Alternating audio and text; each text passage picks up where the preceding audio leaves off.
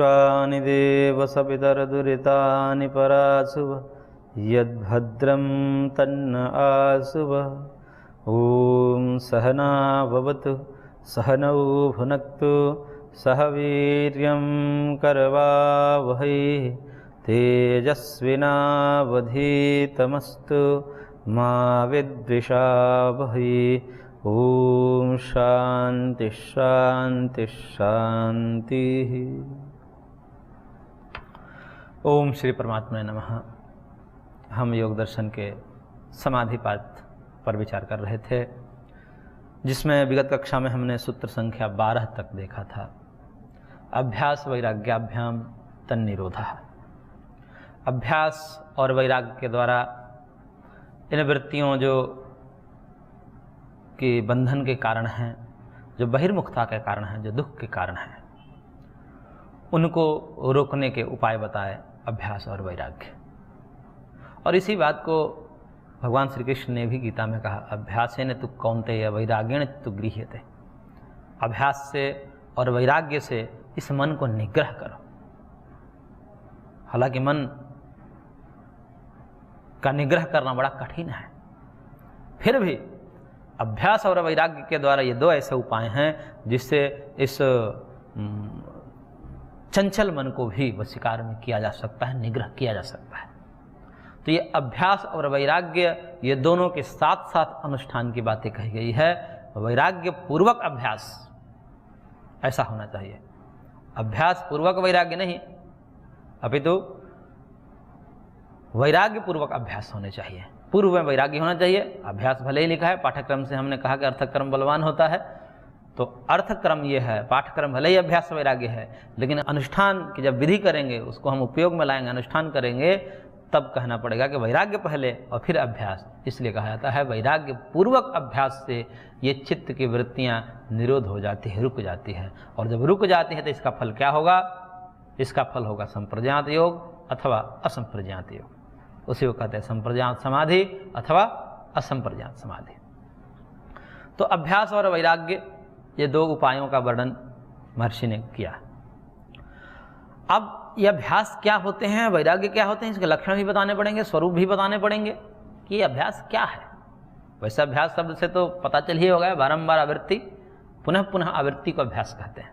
आवृत्ति रसकृत उपदेशात्, सांख्य का सूत्र है, यह सूत्र ब्रह्मसूत्र में भी आया है कि बारंबार आवृत्ति जो है, सकृत मतलब होता है एक बार, असकृत मतलब बारंबार, पुनः पुनः जो अभ्यास है, आवृत्ति है, उसी को अभ्यास कहा जाता है। और वही अभ्यास, उसी अभ्यास से जो है तत्व ज्ञान की प्राप्ति होगी, समाधि की प्राप्ति होगी, अंतर्मुखता की प्राप्ति होगी। अब अभ्यास क्या है, उसके विषय में महर्षि कह रहे हैं सूत्र संख्या 13 में, तत्र स्थितौ यत्नोऽभ्यासः।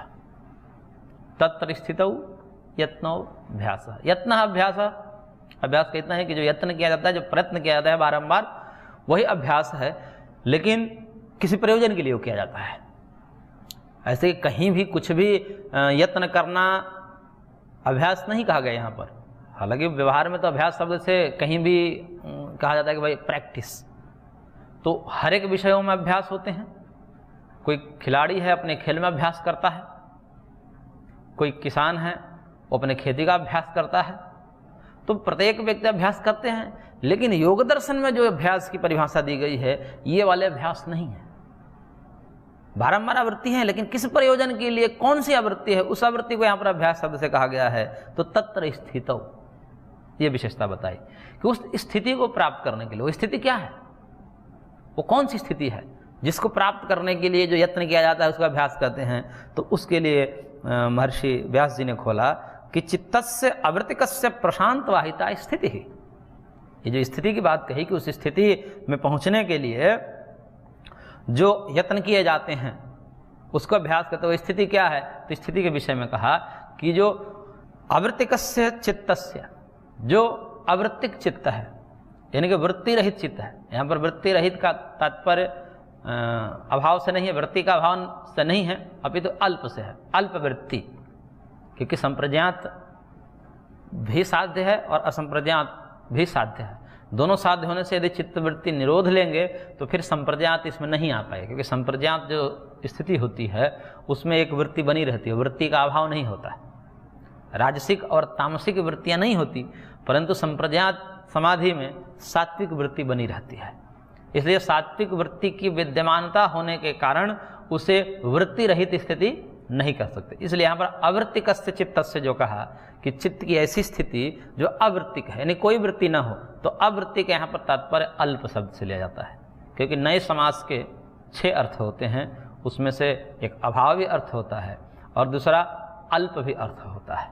जैसे कोई कहे अनुदरा कन्या, कि जिसकी उदर ही नहीं है ऐसी कन्या, तो अनुद्रा कन्या का मतलब कि जिसका उदर का अभाव है।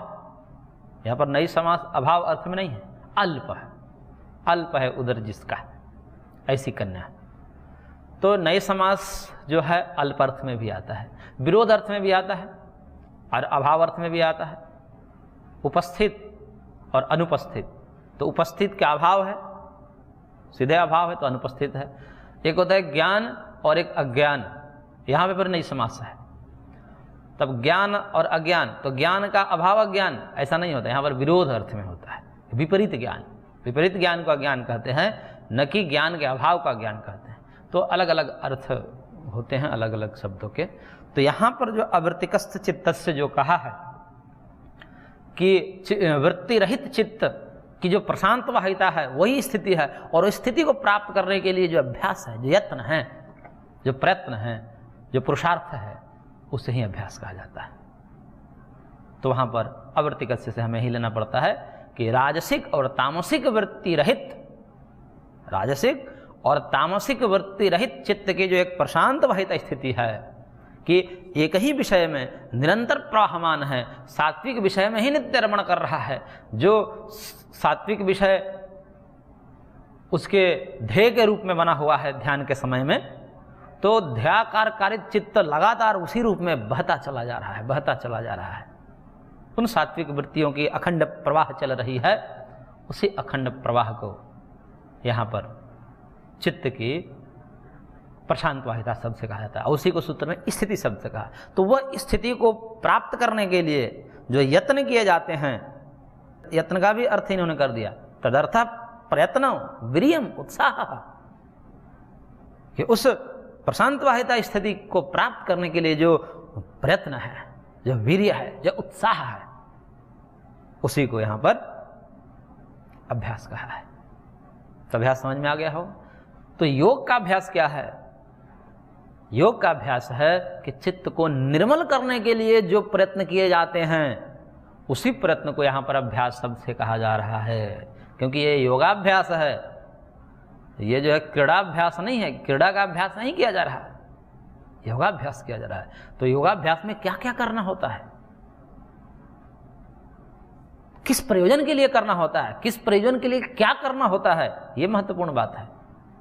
आवृत्ति तो अभ्यास आवृत्ति को ही कहते हैं, लेकिन किस प्रयोजन के लिए? तत्र स्थितौ यत्न अभ्यास, उस निर्मल चित्त, एक जो निर्मल चित्त है, चित्त की निर्मलता, जो प्रशांत वाहिता स्थिति है, उसको प्राप्त करने के लिए, जिस चित्त में न राग हो न द्वेष हो, प्रेम ही प्रेम भरा पड़ा हो, वो प्रशांत वाहिता स्थिति है।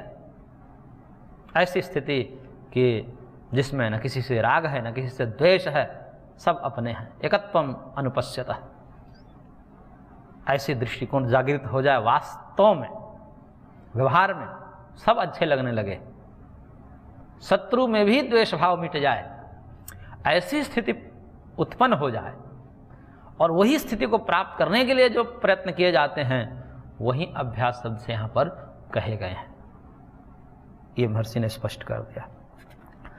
अब अभ्यास के बाद क्या है? वैराग्य है। तो वैराग्य को भी बताना पड़ेगा, उसका स्वरूप क्या है, वैराग्य कहते किसको हैं। तब महर्षि ने सूत्र संख्या 14 में कहा, सतु दीर्घ काल निरंतर सत्कारा सेवितो दृढ़ भूमि। ये नहीं, ये जो है अभ्यास के विषय में भी एक सूत्र दे रहे हैं, उसके पश्चात जो है वैराग्य के विषय में सूत्र देंगे। तो अभी एक अभ्यास के विषय में भी सूत्र दे रहे हैं, क्योंकि इससे स्पष्ट हो जाए कि अभ्यास का मतलब किस प्रकार के अभ्यास। अभ्यास तो है बारंबार आवृत्ति, ये तो अभ्यास कहते हैं, लेकिन वो बारंबार आवृत्ति करने से मिल ही जाएगा ये नहीं है। इसलिए अभ्यास की भी एक विशेषता बता रहे किस प्रकार के अभ्यास से। अभ्यास का स्वरूप तो बता दिया कि जो चित्त की प्रशांत वाहिता स्थिति है, उस स्थिति को प्राप्त करने के लिए जो प्रयत्न है, पुरुषार्थ है, उसका अभ्यास करते हैं। लेकिन वो अभ्यास किस प्रकार का अभ्यास होने चाहिए? अभ्यास मात्र से नहीं होगा, वो अभ्यास किस प्रकार के होने चाहिए, उसके लिए भी इन्होंने बताया 14 नंबर सूत्र में कि सतु दीर्घ काल निरंतर ये सत्कारा सेवितो दृढ़ भूमि, कि वो जो अभ्यास है वही अभ्यास जब दीर्घ काल तक चलना चाहिए। ऐसा नहीं कि 10 दिन किए फिर बंद कर दिए, वो भी अभ्यास ही है। कोई किसी से पूछे, कोई खिलाड़ी से कोई व्यक्ति पूछा कि भाई आप जो इस स्थिति में आए हो, आपको जो है दुनिया नाम ले रही है, इसके राज बताइए क्या है, कैसे आप पहुंचे? उसने कहा कि सब अभ्यास की महिमा है, अभ्यास हमने खूब किया, दिन रात अभ्यास किया। तो कहने कि अब अच्छा अभ्यास किया, अब इसने भी शुरू कर दिया अभ्यास। 1 महीना किया अभ्यास और फिर जाकर कहा कि हमारा तो चयन ही नहीं हुआ, हमारा तो उस प्रकार से हमारी स्थिति नहीं आई। अभ्यास तो किया है उसने, लेकिन वह अभ्यास दीर्घकालिक नहीं है, दीर्घकालिक नहीं है उसमें। 1 महीना किया, छोड़ दिया। फिर ऐसा अभ्यास से थोड़े प्राप्त की जाती है उस स्थिति को। उस स्थिति को प्राप्त करने के लिए अभ्यास की दीर्घकालिकता होनी चाहिए, दीर्घकाल तक अभ्यास होना चाहिए। और चलिए दीर्घकाल तक भी कर लिया, 1 महीना किया इस साल में, 1 महीना अगले साल में, फिर ऐसे 20 साल तक मान लीजिए किया अभ्यास। अब कहेगा भाई दीर्घकाल हम तो पिछले जो है 20 साल से कर रहे हैं, लेकिन हम तो ऐसा नहीं क्रिकेटर बन पाए, कोई खिलाड़ी नहीं बन पाए। तब क्या कहा जाएगा? कह रहे कि भाई अभ्यास तो किया आपने, दीर्घकाल तो किया, निरंतरता नहीं है तुम में। निरंतर भी होना चाहिए, दीर्घकाल तो होना चाहिए, लेकिन दीर्घकाल का मतलब के बीच में छोड़ छोड़ करके, निरंतरता के साथ, अखंड रूपेण, खंड खंड मत करो उसको। दीर्घकाल तक तो करो, लेकिन वो दीर्घकाल निरंतरता के साथ चलनी चाहिए, रोज चलने चाहिए। तो जब रोज निरंतरता पूर्वक उसका एक समय बांध करके नियमितता के साथ उसको किया जाए उस अभ्यास को, तो वह दीर्घकालिक अभ्यास जो है, और उसमें भी विशेषण दे रहे हैं कि इतने मात्र से बात नहीं बन जाएगी, ये दीर्घकालता और निरंतरता आएगी भी नहीं। उसके भी मूल बता रहे हैं, सत्कारा से भी तो दृढ़ भूमि। जब उसको सत्कार पूर्वक, उसको श्रद्धा पूर्वक जब हम उनका अभ्यास करते हैं, तो अपने आप निरंतरता भी बन जाती है, अपने आप लंबे समय तक चलता भी है। जैसे किसी को श्रद्धा नहीं है, श्रद्धा का मतलब हम सामान्य अर्थ में कहें कि रुचि नहीं है, श्रद्धा का मतलब उस विषय में उसको रुचि नहीं है। अब अरुचिकर काम को आप उससे जो है ज़्यादा दिन तक नहीं करवा सकते। किसी व्यक्ति को जो अरुचिकर काम है, उसकी इच्छा नहीं है, उसके अंदर वो ललक नहीं है, तो ऐसे कार्य को किसी व्यक्ति से ज़्यादा देर तक नहीं करवाया जा सकता। जबरदस्ती कुछ दिनों तक चलेगा, लेकिन वो ज़्यादा दिन तक नहीं चलेगा, वो टूट ही जाएगा, क्योंकि श्रद्धा नहीं है उसको, उसमें रुचि नहीं है, अंदर से ललक नहीं है। तो जब श्रद्धा हो जाती है, तो श्रद्धा जो है निरंतरता को भी बना देती है और दीर्घकालिकता को भी बना देती है, और लंबे समय तक चलता भी है। किसी को गाने में रुचि है, स्वाभाविक रूप से रुचि होते हैं, कुछ वैसे बच्चे ऐसे होते हैं जिनको बचपन से गाने में रुचि होती है, उनको कहना ही नहीं पड़ता कि अभ्यास करो, वो चलते फिरते उठते बैठते गाते ही रहते हैं। और जिनका उसमें उत्साह नहीं है, जिनकी कोई उसमें रुचि नहीं है, उनको बार बार कहना पड़ता है कि रोज अभ्यास करना चाहिए आपको, बार बार कहना पड़ता है, फिर भी वो नहीं करते।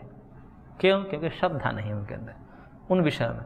तो जिनको जिस विषय में श्रद्धा हो जाती है, उसमें निरंतरता भी आ जाती है और फिर लंबे समय तक वो टिक भी जाता है। तो ऐसे अभ्यास जो दीर्घकाल पर्यंत चले और निरंतरता के साथ चले, तो वो अभ्यास दृढ़ भूमि को प्राप्त हो जाता है। दृढ़ भूमि का मतलब परिपक्व हो जाता है, और ऐसे परिपक्व अभ्यास ही संप्रज्ञात समाधि अथवा असंप्रज्ञात समाधि की स्थिति को प्राप्त करने में समर्थ होता है। सामान्य अभ्यास नहीं, दृढ़ भूमि का अभ्यास से चित्त की वृत्तियों का निरोध होगा, सामान्य अभ्यास से नहीं। दृढ़ भूमि का अभ्यास, परिपक्व। जैसे किसी व्यक्ति ने इतना अभ्यास कर लिया है गाने का कि अब उसका अभ्यास गायन परिपक्व हो चुका है, अब उसको अभ्यास करने की आवश्यकता नहीं है, कहीं खड़ा करके उसे गवा लीजिए, कुछ भी गा देगा। लेकिन जो नए नए गायक हैं उनके लिए प्रैक्टिस करना पड़ता है बारंबार, कि भाई पहले उसको, जिसको आज प्रस्तुत करना है उसको कई बार गाना पड़ता है। ऐसे ही जो खिलाड़ी होते हैं, जो प्रदर्शन करना होता है खेल में उनको, तो उससे पहले प्रैक्टिस कर दें खूब। लेकिन जो परिपक्व हो चुके हैं, इतने हजारों मैच खेल चुके हैं, उनके लिए क्या है, वो सीधे जाएंगे और मैच खेल के अच्छा से आ जाएंगे, उनको प्रैक्टिस करने की आवश्यकता भी नहीं, क्योंकि इतने कर चुके हैं, परिपक्व हो चुके हैं कि उनका अभ्यास बन चुका है। तो वैसे अभ्यास ही आपको उस स्थिति को प्राप्त कर, ये कहीं भी सूत्र लागू हो जाएगा। ये तो योग के विषय में सूत्र लागू किया जा रहा है, क्योंकि यहाँ पर विषय ही योग है, विषय ही समाधि है। लेकिन इस सूत्र को कहीं भी घटा सकते हैं, ये सार्वभौम सूत्र है। तात्पर्य बदल लीजिए, प्रयोजन बदल लीजिए। पढ़ाई में है कि कोई कहे कि भाई किस पढ़ाई से नौकरी लगती है, तो कहते हैं भाई लंबे समय तक पढ़ना पड़ता है, तैयारी करना पड़ता है। तो उसने तैयारी किया छोड़ छोड़ कर, 2 दिन किया, अभी 4 दिन भाई सोया, घूमा और कहा कि हमने तो भाई 10 साल से तैयारी कर रहे हैं, नौकरी ही नहीं लग रही। दीर्घकाल तो किया उसने, लेकिन निरंतरता नहीं है। निरंतरता के साथ भी होवे, दीर्घकाल तक होवे, तो भी नहीं लगे, तब कहा जाएगा श्रद्धा नहीं है आपकी उसमें। आप जो है खाना पूर्ति के लिए सब कर रहे हो, घर का दबाव है या जो भी कहो, कि एक समाज में एक ऐसी मानता है कि जो लड़का पढ़ता है उसको अच्छा माना जाता है, वो दिखावे के लिए आप लगे हुए हो, लेकिन रुचि नहीं है आपकी उसमें, श्रद्धा नहीं है, उस पढ़ाई में श्रद्धा नहीं है। तो जब पढ़ाई में श्रद्धा नहीं होती तो कितना भी करिए वो गृहित नहीं होगा, ग्रहण ही नहीं होगा, वो आपका स्वभाव नहीं बन पाएगा, दृढ़ भूमिक नहीं हो पाएगा। जिनकी श्रद्धा होती है कि धीरे धीरे पढ़ाई अच्छा लगने लगता है, पढ़ाई में उनकी रुचि होने लगती है, फिर उनको जो है वो अभ्यास इतने परिपक्व हो जाते हैं कि उनको 2-4 घंटे बैठना कोई बड़ी बात नहीं होती। ऐसा 2-4 घंटे किसी को बैठने को कह दिया जाए कि पढ़ने, फिर उब जाएगा व्यक्ति। लेकिन जिसको रुचि आने लगा, जिनको रस आने लगा उन विषयों में, फिर उनको आनंद आता है, फिर कब घंटों बीत जाते हैं कुछ पता नहीं चलता। तो ऐसे ही अभ्यास जो हैं दीर्घ काल तक होवे, निरंतरता के साथ होवे और श्रद्धापूर्वक होवे,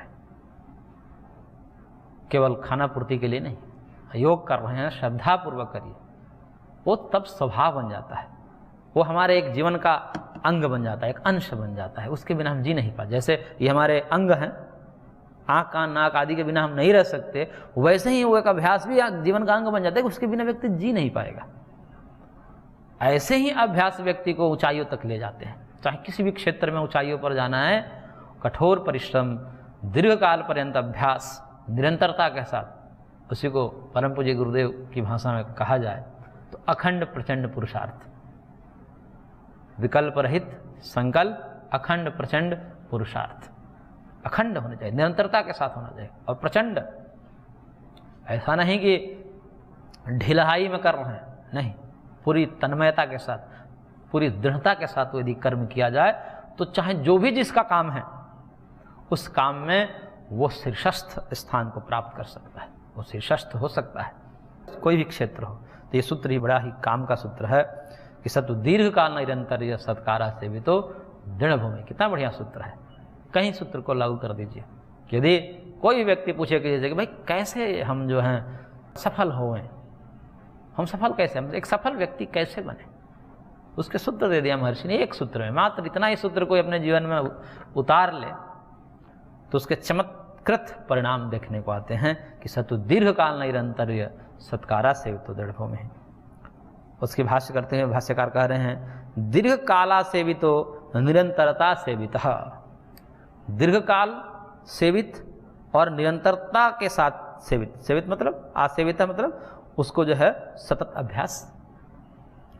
तो दीर्घ काल पर्यंत तक अभ्यास करते हुए और निरंतरता के साथ उसको करते हुए और सत्कारा सेवित, श्रद्धा पूर्वक उसको सेवन करते हुए। और श्रद्धा को खोल दिया, श्रद्धा में कौन कौन सी चीज आती है, ये श्रद्धा तत्व तो भी समझ में नहीं आता। श्रद्धा तो कह दे जब भाई श्रद्धा होनी चाहिए, वो श्रद्धा क्या है उसको भी खोलते हुए महर्षि ने कहा तपसा ब्रह्मचर्येण विद्या श्रद्धया च संपादितः। श्रद्धया, तपसा, तप पूर्वक, तब का पूर्वक जो भी कर रहे हैं उसमें चाहे भूख प्यास सर्दी गर्मी कुछ भी हो, मान अपमान हानि लाभ जस अपयस कुछ भी, इसको सहन ना करते हुए, इसको जो है परवाह ना करते हुए, इसको सहन करते हुए आगे बढ़ते रहना, ये तपस्या। ब्रह्मचर्य इंद्रियों के संयमित करके अपने लक्ष्य के प्रति केंद्रित रह करके, क्योंकि इंद्रियों में भटकाव है। अभी आप इस विषय में लगे हैं, कल को आकर अपने दूसरे विषय का व्याख्यान कर देगा, बखान कर देगा, तो आपको लगे ये भी करना चाहिए। अरे एक व्यक्ति सब चीज नहीं कर सकता, इसलिए भटकाव नहीं होने चाहिए, अपने लक्ष्य पर केंद्रित रहना चाहिए। काम अनंत है, कार्य बहुत हैं, लेकिन हम किसी एक कार्य में ही दक्ष हो सकते हैं। यदि किसी एक कार्य को लेकर हम चलें तो उस कार्य में हम शीर्षस्थ हो सकते हैं, यदि उस पर फोकस करें, केंद्रित करें। तो ऐसा नहीं हो कि भाई भटकाव हो जाए, कभी कुछ कभी कुछ कभी कुछ, ऐसा नहीं। तो भटकाव नहीं होना चाहिए। ब्रह्मचर्य के साथ इंद्रिय संयम होने चाहिए, इंद्रियों में संयम होना चाहिए। यदि इंद्रियों में संयम नहीं होता तो व्यक्ति अपने लक्ष्य पर केंद्रित नहीं, भटक जाता है। कब इंद्रियां उसको बहकावे में लेकर के कहाँ पतित कर देती है, ये नहीं कहा जा सकता, क्योंकि इंद्रियों के जो विषय को प्रति झुकाव है वो बहुत ही विलक्षण है। बड़े से बड़े व्यक्ति भी धराशायी हो जाते हैं, अपने मान सम्मान यश प्रतिष्ठा सबको खो देते हैं। इसलिए कहीं भी हो, कुछ भी कार्य करें, जो मूल सिद्धांत है इंद्रियों पर संयम, उसको नहीं छोड़ना चाहिए।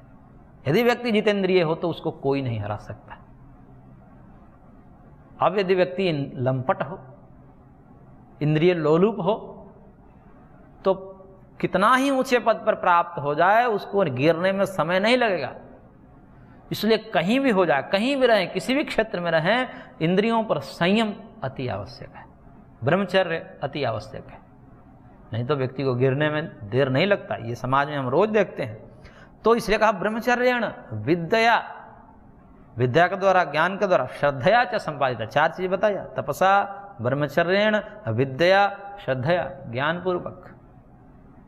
ऐसा नहीं अज्ञानता में नहीं, उसके ज्ञान होने चाहिए। किससे क्या होगा, किस लिए हम कर रहे हैं, किस प्रयोजन से कर रहे हैं, इसका क्या परिणाम होगा हमारे जीवन में और दूसरे के जीवन में, ये सब बोध होने चाहिए। ऐसा नहीं कि केवल स्वार्थपूर्वक अपने तो जिसमें आनंद आवे वही करना, ऐसा नहीं होना चाहिए।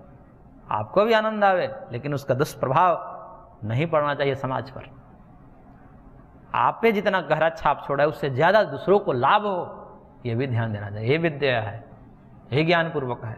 और श्रद्धया, श्रद्धा पूर्वक, आदर पूर्वक, आदरातिशय का नाम श्रद्धा है। एक आदर होता है, आदर भाव से करना, उसको भाव पूर्वक करना, तब ऐसे सत्कारवान दृढ़ भूमिर्भवति। इस प्रकार से यदि हम सेवन कर रहे हैं अभ्यास का, तो वह अभ्यास दृढ़ भूमिक होता है। सामान्य अभ्यास दृढ़ भूमिक नहीं होगा। परिपक्व अभ्यास, यदि परिपक्व बनना है किसी भी क्षेत्र में, तो ये सब चीजें होनी चाहिए। तप होना चाहिए, इंद्रिय संयम होना चाहिए, ज्ञान होना चाहिए और आदर होना चाहिए। जिस काम में कर रहे हैं उस काम को सबसे प्रथम दर्जे का मानना। हम काम को जो है उच्च निम्न भाग कर देते हैं कि हमारा जो काम है किसी दूसरे काम से निम्न है। ऐसी भावना जब आ जाती है तो व्यक्ति का पुरुषार्थ और व्यक्ति का अभ्यास खंडित होने लगता है। कोई कार्य, कोई दायित्व, चाहे वो सामाजिक दायित्व है, पारिवारिक दायित्व है, कोई भी छोटा बड़ा नहीं होता है। कोई कार्य छोटा और बड़ा नहीं होता। कार्य के आधार पर जो वर्णों का विभाजन किया गया, कोई ज्ञान प्रधान है, कोई क्रिया प्रधान है, कोई जो है धन प्रधान है और कोई सेवा प्रधान है, तो इसमें कोई ऊंच नीच नहीं है। अब चूंकि ब्राह्मण अपने काम को करेगा तो वो अपने को ऊंचा रखेगा, क्षत्रिय को अपना काम करते उसको अपने को ऊंचा रखना चाहिए। ये ऊंचा रखना अच्छी बात है, लेकिन उस ऊंचाई में जो है किसी दूसरे का अपमान नहीं होना चाहिए, ध्यान रखना चाहिए। हम अच्छे हैं, हमारा काम अच्छा है, सबसे अच्छा है, ये होना चाहिए। हम जो काम करें कि कृषक को अपने कर्म में, कृषि कर्म में भाव होना चाहिए कि सबसे उत्तम कर्म है। ब्राह्मण को अपने वेद पाठ में सबसे उत्तम कर्म ये मानकर करना चाहिए। शूद्र को अपने सेवा में ये मानकर करना चाहिए कि ये सबसे उत्तम कर्म है।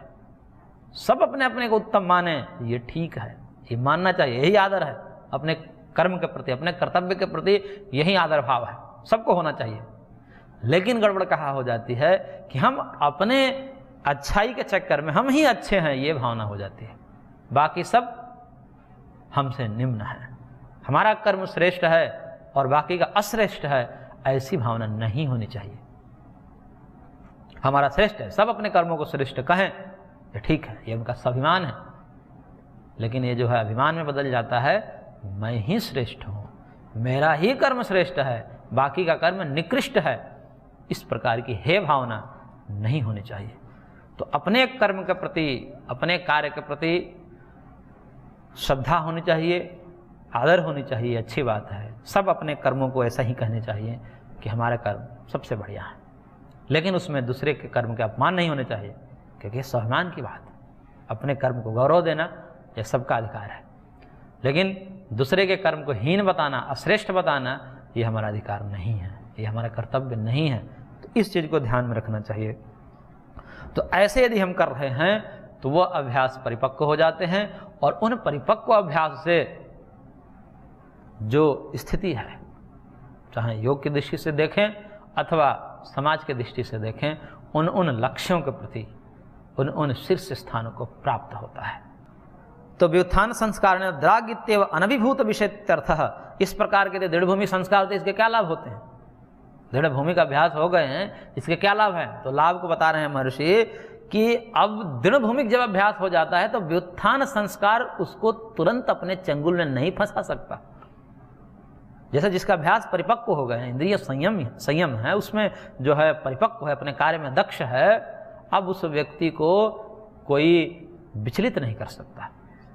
जैसे कुछ होता है कि समान रूप से कुछ विचलनें आती हैं कि थोड़ी सी बातें विचलित कर देती है, लेकिन जिसके दृढ़ भूमि का अभ्यास है, परिपक्व है, उसने तप के द्वारा, ब्रह्मचर्य के द्वारा, विद्या के द्वारा, श्रद्धा के द्वारा अनुष्ठान किया है, अब वो विचलित नहीं होगा, उसको विचलन बहुत कम है। वो द्रागित्य यानी कि तुरंत ही उसके कोई विषय हावी कर ले, अपने चंगुल में फंसा ले और अब उसको कर्म से गिरा दे, ऐसा नहीं हो सकता। उसको गिराने के लिए बहुत परिश्रम करना पड़ेगा।